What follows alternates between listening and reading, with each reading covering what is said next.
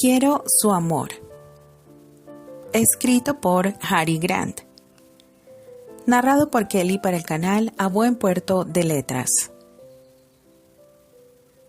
Capítulo 9. Un par de semanas después del encuentro con Lady Emily, Lord Grafton estaba sentado tras su escritorio revisando y clasificando su correspondencia. Tenía más invitaciones de las que podía aceptar. Puso la invitación que tenía en la mano, en el montoncito de las descartadas. Agradecía que las sesiones del Parlamento lo mantuvieran lo bastante ocupado como para esgrimirlo de excusa en cada invitación que rechazaba. La sociedad londinense tenía bailes y tertulias casi todos los días y cada vez le era más difícil zafarse de estas.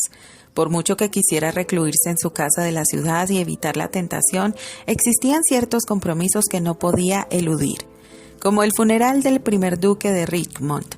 Su excelencia era uno de los hijos bastardos del rey Carlos II, igual que su padre, el anterior duque de Grafton, y en ambos casos su majestad creó los ducados para sus hijos. La muerte del duque no era una sorpresa. Hacía varias semanas que cayó enfermo, pero siempre se guardaba la esperanza de una recuperación. Suspiró con pesadez.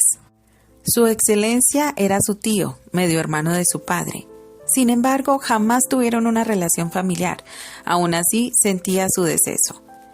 Tomó papel y pluma para escribir una nota externando sus condolencias a Charles, el heredero de Richmond, con quien tampoco guardaba una relación cercana, salvo por los asuntos del Parlamento. Rara vez interactuaban. Suponía que el estigma de pertenecer a la rama ilegítima de la familia real los obligaba a mantener las apariencias en beneficio de sus familias.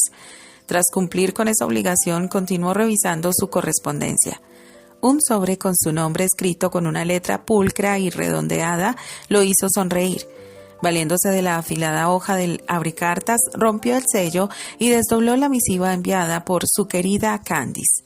Sin duda, en respuesta a su última carta, la que escribió después del baile de los condes de Ross, con el único fin de tranquilizar a su amiga respecto a su preocupación por su hermana. En esta le informaba que la pequeña Melly, como insistía en llamarla por el bien de su cordura, se encontraba perfectamente. La joven se adaptó muy bien a la vida londinense y disfrutaba de las veladas que ofrecía la alta sociedad. Se abstuvo de decirle lo hermosa y deslumbrante que la encontró. Desdobló el papel y su nombre, precedido por la palabra estimado, fue lo primero que leyó. Ese calorcito que abrigaba su corazón siempre que pensaba en Lady Candice se hizo presente en ese instante. Estimado Anthony, doy gracias al Señor porque tu salud y la de mi hermana no ha sufrido ninguna alteración. Estoy orando mucho para que esto continúe siendo así. Me hace muy feliz saber que por fin pudieron coincidir en alguna velada. Estoy deseando leer la carta de Melly para que me cuente todo sobre esta noche. También espero que sigas el consejo de Melly y vengas a Cornwalls este verano. Ingrato, siempre prometes que lo harás y me dejas esperándote con los ojos secos de tanto mirar el camino. Anthony soltó una ligera carcajada al leer el nada sutil reclamo de Candice. Luego la seriedad transformó su expresión. Un dejo de melancolía ensombrecía su mirada. Si supieras que tú eres el motivo de mi reticencia a volver. Susurró. Una sonrisa triste perfilaba sus labios. Lady Candice tenía poco menos de 14 años cuando él se fue de Grafton Castle para asistir a la universidad. Después de eso volvió para las vacaciones durante el primer año, hasta que su tímida y delicada amiga se convirtió en una hermosa jovencita que comenzó a inspirarle pensamientos inapropiados. Él ya era un adulto de casi 20 años y ella ni siquiera cumplía los 15 aún. ¿Cómo podía tener esa clase de pensamientos sobre ella? Era su amiga, por amor al Señor, casi una niña. Aquella vez se había ido intempestivamente, demasiado asustado por esos pensamientos que no sabía identificar ni controlar. La conciencia le remordió al recordar las emociones que Lady Emily removió en su interior esa noche en casa de los condes de Ross. ¿Qué le pasaba? ¿Es que acaso era una especie de pervertido al que le gustaban las jovencitas? Y además, hermanas. ¿Es que no tenía moral? Agitó la cabeza. No podía regresar a Cornwalls. No mientras estos extraños sentimientos siguieran presentes en él. No mientras no estuviera seguro de poder corresponder al amor de Lady Candice. No era ningún tonto y sabía perfectamente que su amiga guardaba por él profundos sentimientos. Sin embargo, aunque él también sentía cosas por ella, no estaba seguro del origen de estos. ¿Qué si solo era costumbre? Si solo se trataba de cariño fraternal revuelto con los calores propios de la primavera, por decirlo suavemente. No podía arriesgarse. No quería herirla si resultaba que no era amor.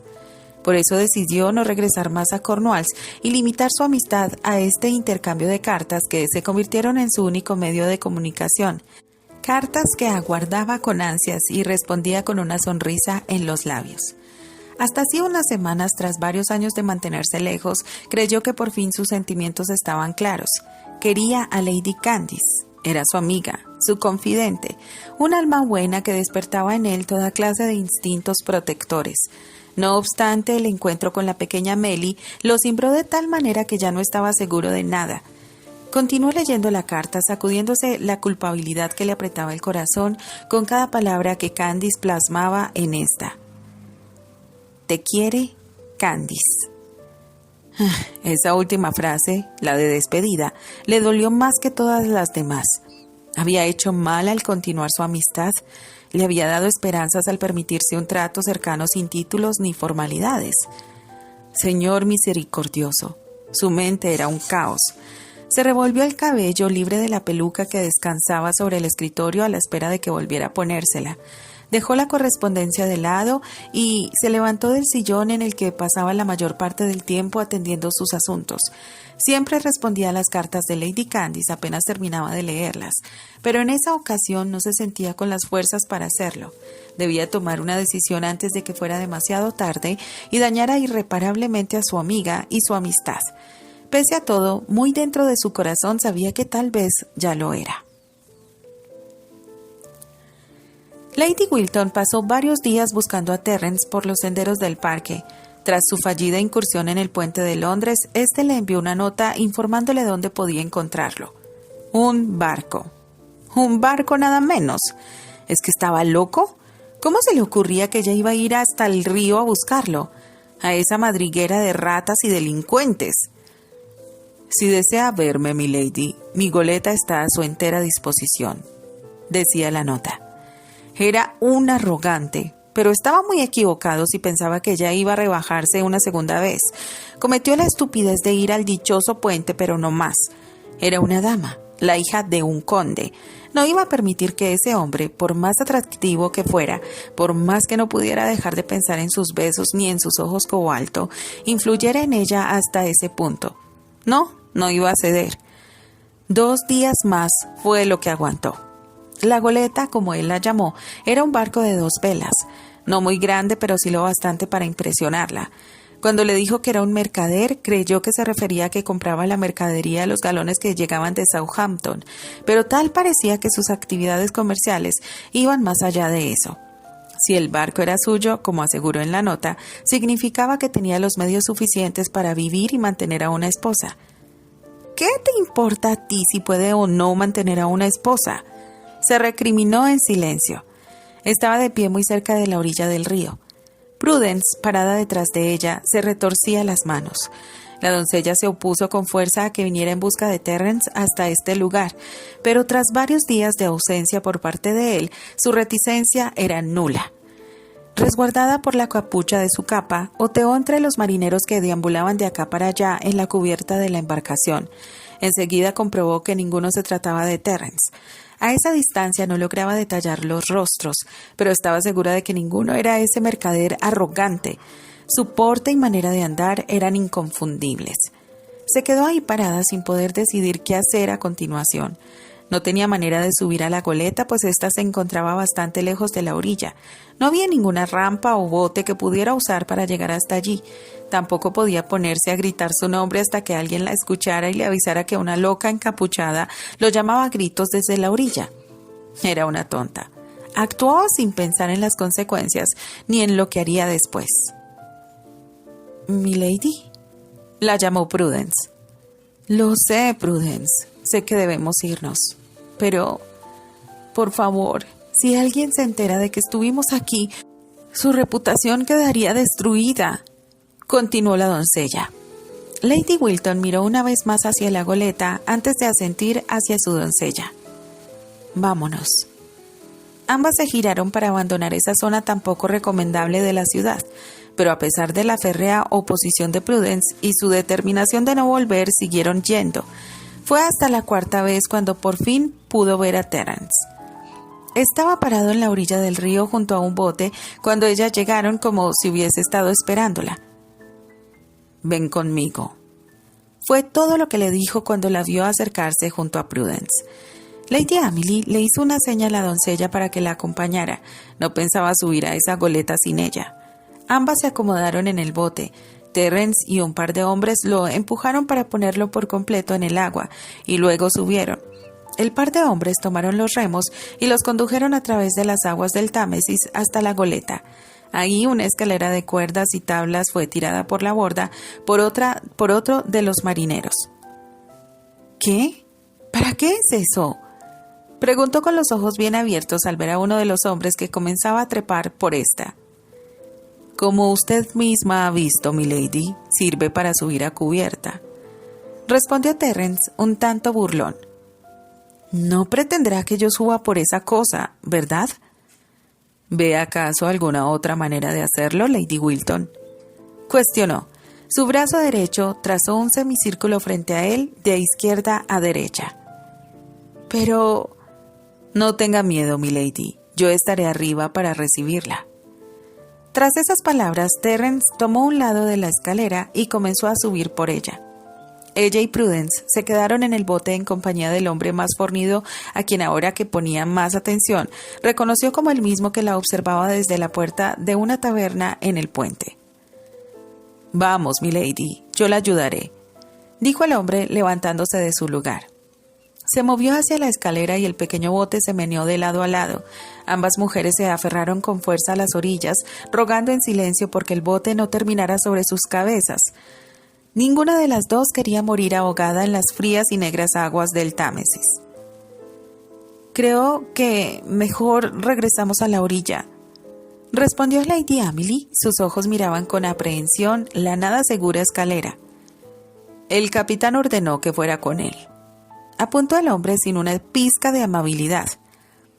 «Su capitán no es nadie para darle órdenes a milady», intervino Prudence a pesar del temor que el hombre le inspiraba.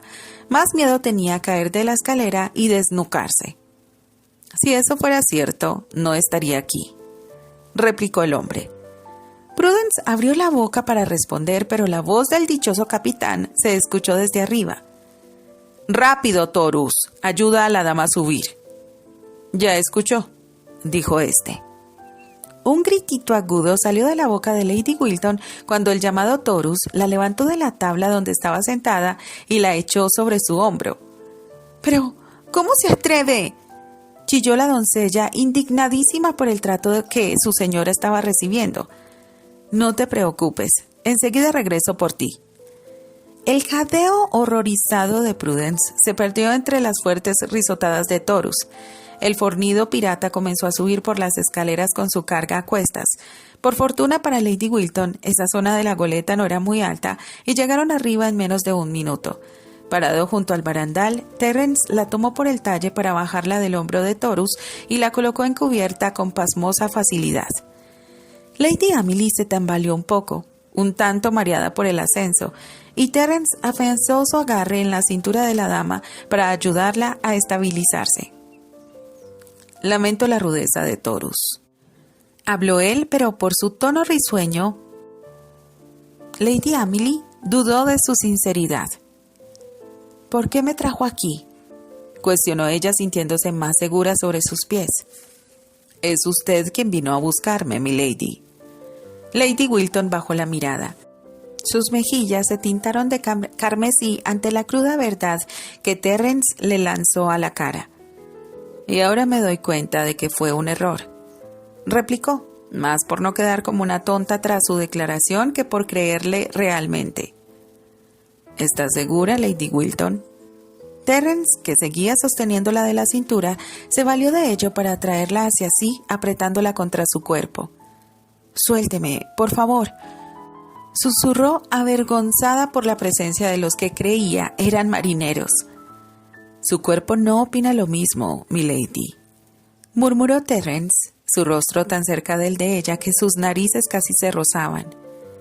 —¿Milady? ¿Está bien? La exclamación agitada de la doncella de Lady Wilton rompió el influjo que la cercanía de Terence comenzaba a operar en ella. —Sí, Prudence, no te preocupes —respondió para tranquilizarla.